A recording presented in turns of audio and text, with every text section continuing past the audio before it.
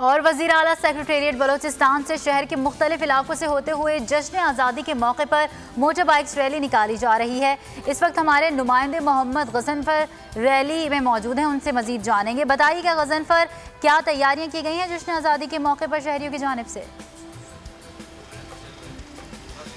जी बिल्कुल, जश्न आज़ादी जोश व खरोश से मनाया जा रहा है और अब से कुछ देर पहले जो है वज़ीर आला सेक्रेटेरिएट से मोटरसाइकिल रैली निकाली गई है। हैविक बाइक्स का ये काफ़िला शहर के मुख्तलिफ इलाकों से होता हुआ गुजरेगा और वज़ीर आला बलूचिस्तान जाम कमाल ने उनसे मुलाकात भी की और उनके हवाले पाकिस्तानी परचम भी किया। बाकायदा तौर पर उनको यहाँ से रवाना किया गया है और इस वक्त वज़ीर आला बलूचिस्तान जाम कमाल साहब मीडिया से बात कर रहे हैं। आइए आपको यहाँ पर लिए चलते हैं।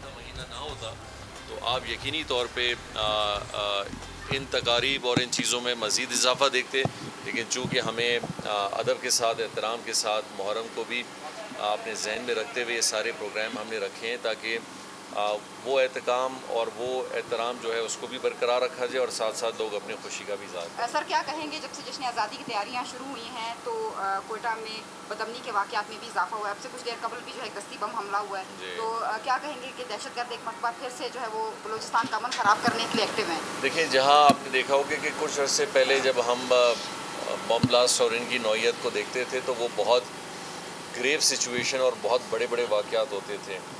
यकीनी तौर पे उन पर बहुत कंट्रोल बहुत हद तक हुआ है, लेकिन जो मुल्क दुश्मन अनासिर हैं वो अभी कोशिश करते हैं कि जहां उनको एक छोटा सा मौका मिले। वज़ीर आला बलूचिस्तान जाम कमाल कोयटा में मीडिया से गुफ्तगू कर रहे हैं।